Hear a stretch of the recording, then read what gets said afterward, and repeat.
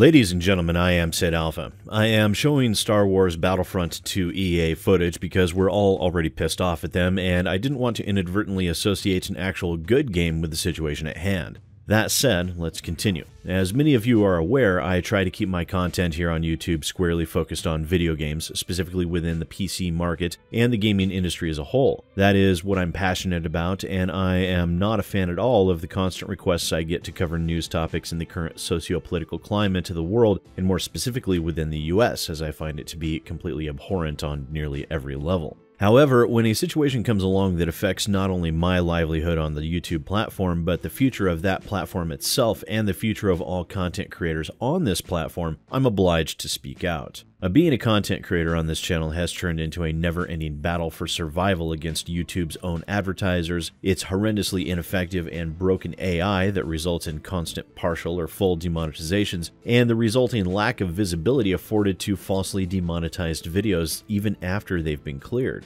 And it would seem that every time we begin to think that there might be some light at the end of the tunnel, some vain hope that our lives can resume a bit of normalcy, a fresh new whirlwind of crap is laid at the feet of YouTube and its content creators. Now, in a Times UK article posted last night, it was reported that dozens of advertisers, including Adidas, Mars, HP, Diageo, Cadbury, Deutsche Bank, and Lidl pulled their ad campaigns from YouTube on the eve of Black Friday, which is perhaps the busiest shopping day of the year, both online and off. Now, the reason behind this is that it was discovered that those advertisers apparently had ads running on videos showing scantily clad underage children that attract the patronage of hundreds, or in the case of some, thousands of pedophiles.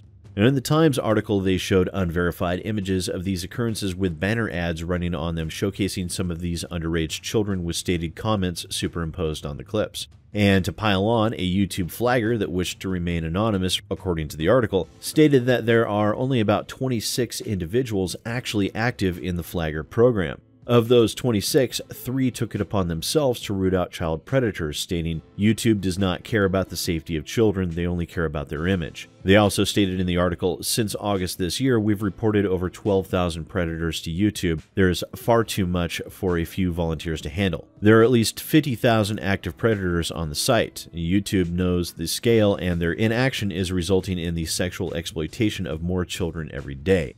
And so once again, through the fault of some bad actors on the site and YouTube's continued reliance on broken and buggy systems, some like the system for reporting dangerous and abusive content has been broken for over a year despite YouTube's denials of any such technical issues. And the result of this is years of complacency on the part of YouTube, a site that was content to simply host videos and devoted any and all development resources to bringing more people onto the platform, ignoring any form of checks and balances along the way, which has resulted in the new YouTube Adpocalypse 2.0, or rather 3.0, or is it 3.5? It's far more than it should be. I, of course, have a severe problem with this on multiple levels. The first, obviously, is the thought of pedophilic content to begin with. As a father of a 13-year-old girl who wants to be a content creator on YouTube, I have been extremely hesitant to even allow her to do so out of fear of this very thing happening.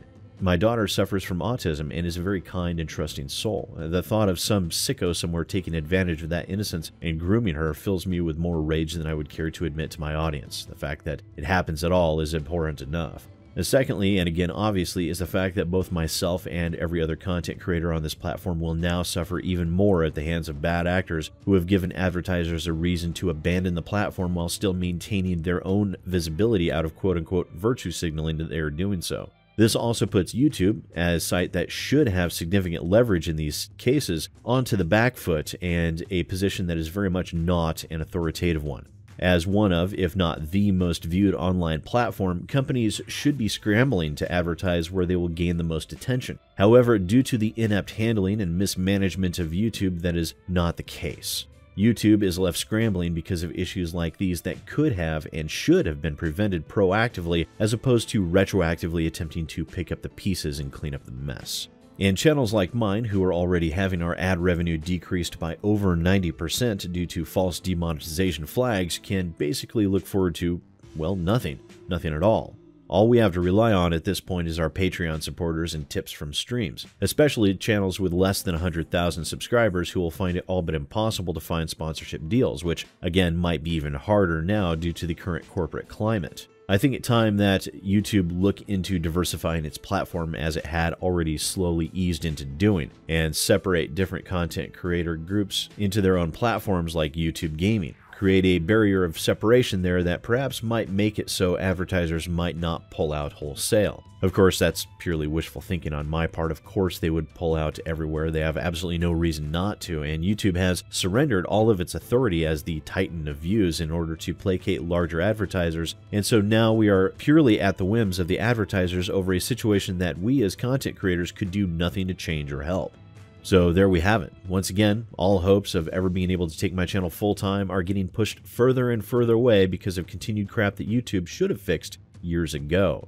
But as always, please do let me know what you think down in the comments below. And as I'm certain that this video will be at least partially demonetized just like all the others have, I would like to remind those who might be so inclined to take a look at my Patreon. Link is in the description below. Even $1 will gain you access to the Patreon-only areas of my Discord, access to the monthly livestream AMA, and will gain you access to non-news related content one day early. Special thanks to the 20 and Up Club and the $100 Elites. Their continued generosity makes keeping this channel alive possible. Once again, ladies and gentlemen, I am SidAlpha, and I'll hopefully see you next time.